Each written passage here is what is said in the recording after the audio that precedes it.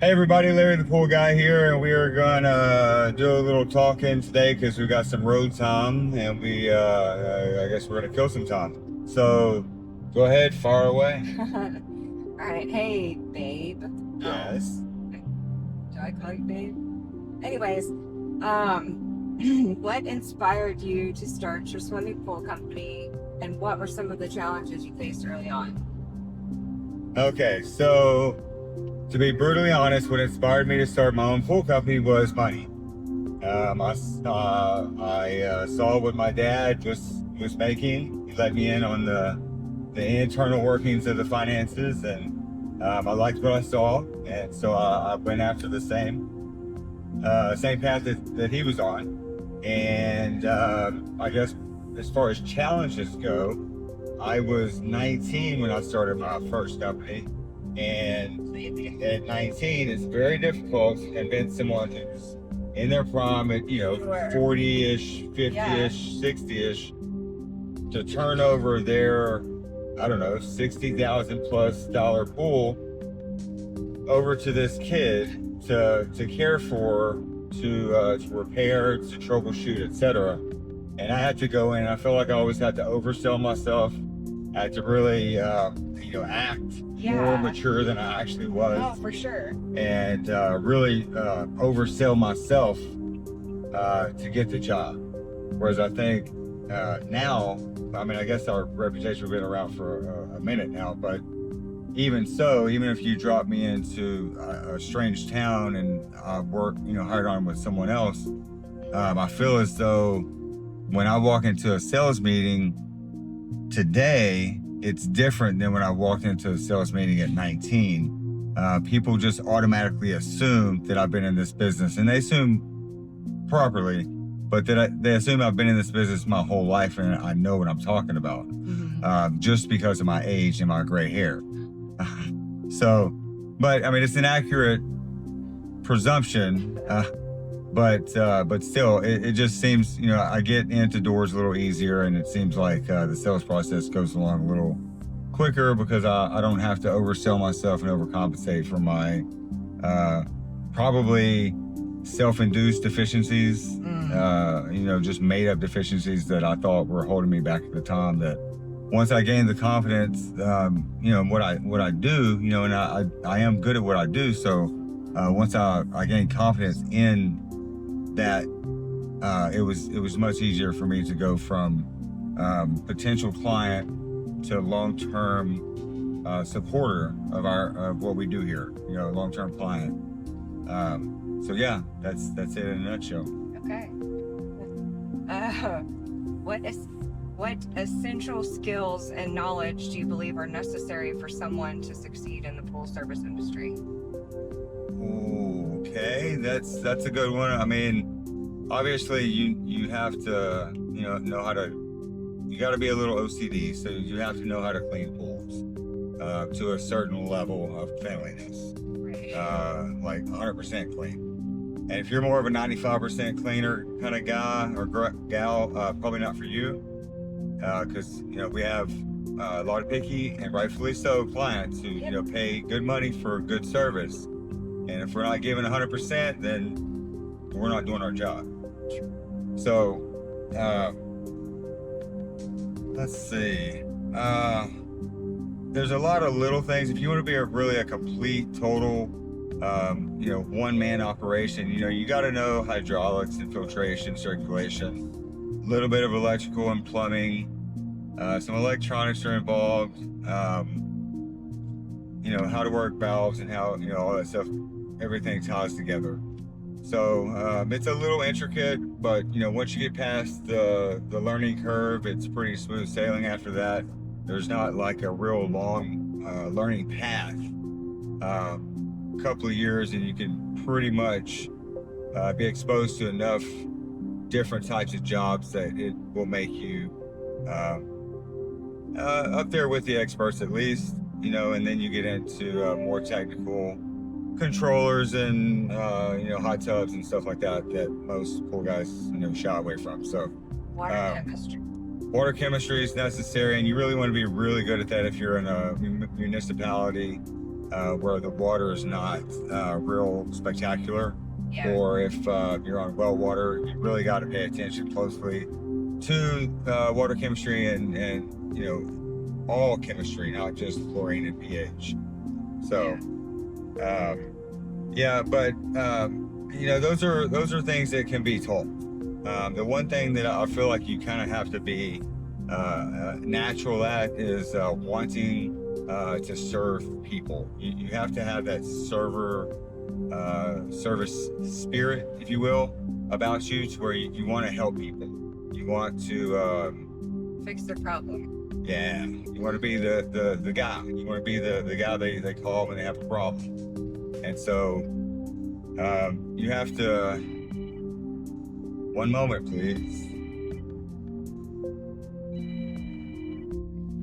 What essential skills and knowledge do you believe are necessary for someone to succeed in the pool service industry? Oh, that's a good one. Well, so I guess anybody can be taught how to clean a pool. Anybody can be taught how to work on pools, repair stuff, and troubleshoot stuff. As long as you have like a logical mind and you enjoy problem solving, those are essentials for one, you know, for being a technician. You have to be a little OCD and you know, understand what cleanliness actually means, and you have to understand water chemistry to be a pool cleaner. But as far as owning the pool service company, like what you really have to like focus on is the word service. Service is where it's at. I mean, if you don't have that service spirit, you're not going to be willing to do whatever it takes to get that 5-star service every time. And that's what we're after. We're after 5-star review. We're after the acclimates. Stuff makes us feel good. Every time somebody leaves us a good review, guess what? We celebrate. We absolutely almost died because there was a cone in the road. But anyway, I digress. You okay over there? Yeah? You good? Okay. So yeah, you know, you got to be, you know, service oriented. If you're not service oriented, it's not going to work out for you.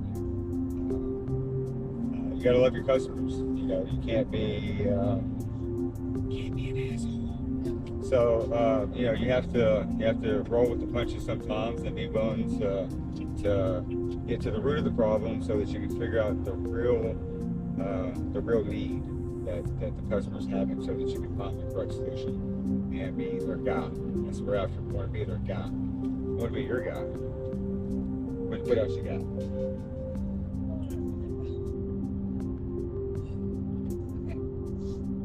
What initial investments should a business owner expect to make, and how can they budget for ongoing expenses? Okay, that's a good one. So when someone starts out in the pool industry on their own, it's relatively, we're going to say, relatively inexpensive as far as most startups go. So if you already have a truck, great. That's one less expense. If you already have the equipment for whatever reason, that you have a pool, you can use your equipment. If not, we need to invest in the equipment. We need to invest in some initial chemicals, and you'll need to invest in some marketing. So marketing is probably going to be your biggest expense, as you really want to get out there and show people what you can do, and then get people talking. If you can do those two things, and, well, of course, if you're doing a good job, and you ask people to promote you, if they do, then word of mouth happens, and you get a little free advertising and marketing. But you just want to kind of, you know, just build and build and build. Always make every customer 100% happy. And ask for the referral. And just do a good job. Every time you do a good job, you add to your foundation. The larger your foundation gets, those people keep calling you back. Because the last time you worked with them, guess what? You did a great job. And it was another great job done by another great person, guy or girl, whoever you are. It's really tough building that foundation of clients where you have enough clients to do this full time. So what a lot of people end up doing is buying a route. It's the quickest way to getting into the pool industry, and it's become what's known as a one pole. meaning it's just you, one pole in the back of your truck, and you're running around town cleaning pools and doing little minor repairs. It's pretty common. There's lots of them around.